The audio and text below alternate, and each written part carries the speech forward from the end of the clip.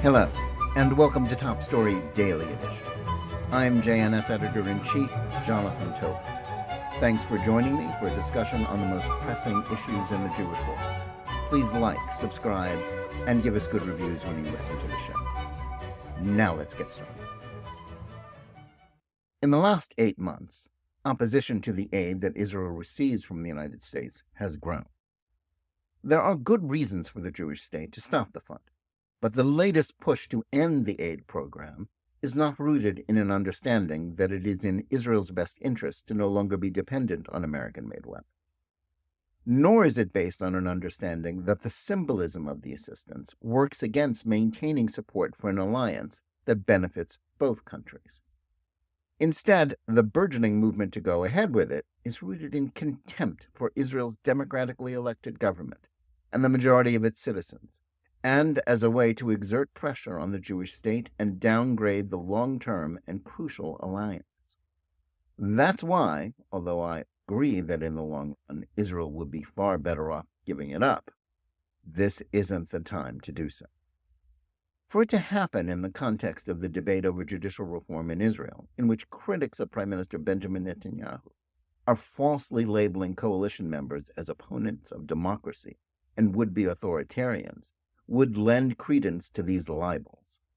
Nor should it be carried out at a time when doing so would buttress the campaign of hate against Israelis who are Mizrahi, nationalist, or religious, being waged by mainstream pundits like the New York Times' Bret Stephens and Nicholas Kristof and the Washington Post's Max Boot. The man who has done the most to wean his country from American assistance is Netanyahu. After he won his first term as prime minister in 1996, he addressed a joint session of Congress for the first time and spoke of his desire to end U.S. economic assistance to the Jewish state. Economic aid, as opposed to military funding, was desperately needed in Israel's first years as the newborn state struggled to absorb hundreds of thousands of Holocaust survivors and then hundreds of thousands of Jews who had been forced to flee their homes in the Arab and Muslim world after 1948. After the 1973 Yom Kippur War, as it was forced to maintain an ever larger military establishment to deal with ongoing threats from its Arab neighbors, Jerusalem went further into debt. Israel's economic misery was partly the result of its military burdens, but also a product of its dysfunctional socialist economic model that has been imposed upon the country by the labor Zionist establishment. That system was deeply inefficient, profoundly corrupt, and existed mainly to prop up labor's rule, as well as the lifestyles of its voters and failed institutions like the kibbutzim. It was perpetuated by an autocratic political class and maintained by a stifling and paternalistic bureaucracy. More than anything else, it also acted as a permanent brake on the Jewish state's economic development. Now, that truth is swept under the rug amid the current complaints about assistance to Haredi Jews or to the communities in Judea and Samaria. Yet the socialist past is still lauded by the left as a symbol of an era when Israel was somehow purer and more admirable than it is today, despite that being utterly contradicted by the historical facts. Netanyahu kept his promise to Congress and phased out the economic aid. As a result of this relentless push to replace an outdated economic system with a free market model, thanks to Netanyahu, Israel has grown in economic strength and prosperity. But the military aid was kept in place for the very good reason that it was still desperately needed if Israel was to maintain its qualitative edge over all of the myriad conventional threats to its existence. It was further needed to defend against terrorist movements that had been empowered by the Oslo peace process in the 1990s. Rather than an act of charity, the financial assistance has always been a function of U.S. interests rather than those of Israel.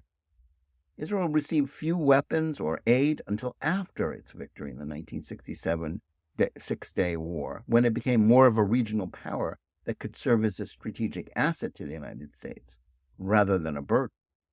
The current level of military aid was set in 2016 in an agreement between Netanyahu and then-President Barack Obama.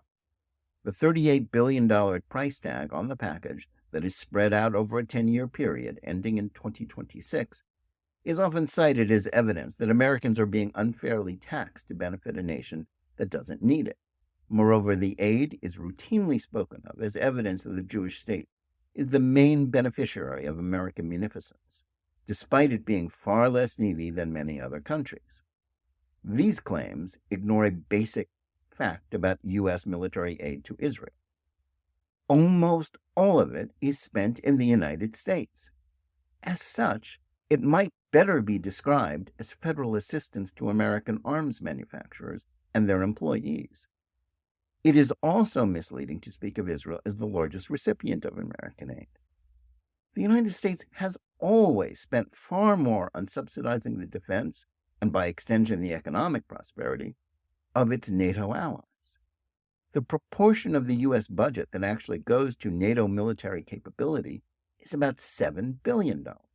That's nearly twice as much as is spent on Israel, without even taking into account the return in arms development and intelligence that America gets from Jerusalem.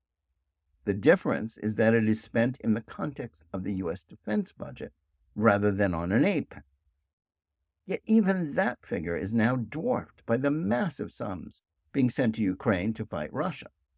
In 2023, Ukraine is getting approximately $150 billion from American tax.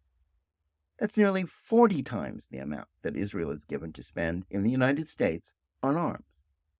That figure is likely to grow as the Biden administration has committed itself to indefinitely funding a conflict that has become an unwinnable stalemate in which Ukraine's independence is no longer in question.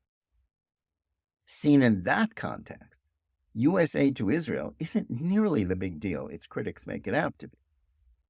It's equally true that dependence on American arms is also partly the result of Washington's pressure on Jerusalem to stifle the development of its own arms industries.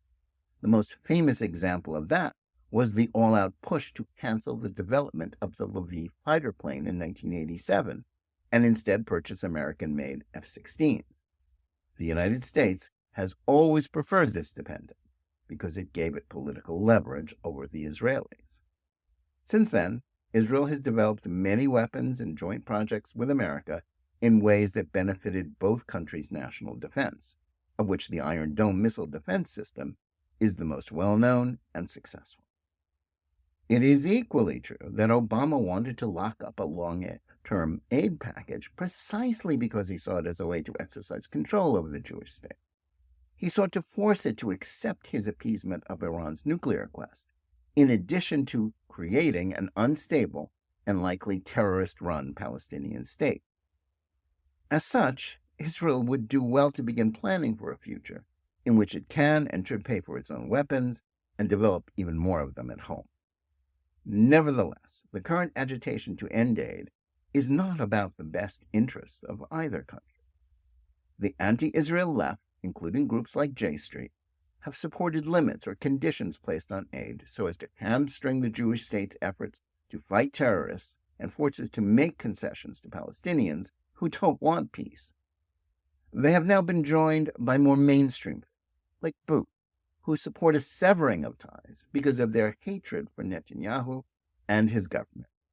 Much like the Times' Bret Stephens, Booth speaks of his affection for the notion of a Jewish state, but one expressed in nostalgia for the old socialist Israel ruled by the left. He despises contemporary Israel, whose Mizrahi nationalist and religious voters elected Netanyahu's coalition.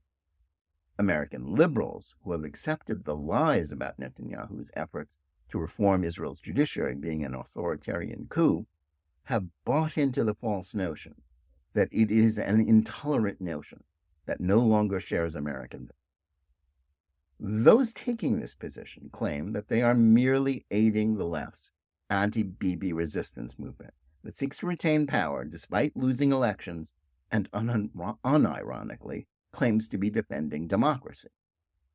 But the idea that you can love Israel while hating its Jews is both despicable and a gift to the Democratic Party's increasingly influential intersectional left wing that spreads the apartheid state libel and views it as an expression of oppressive white privilege.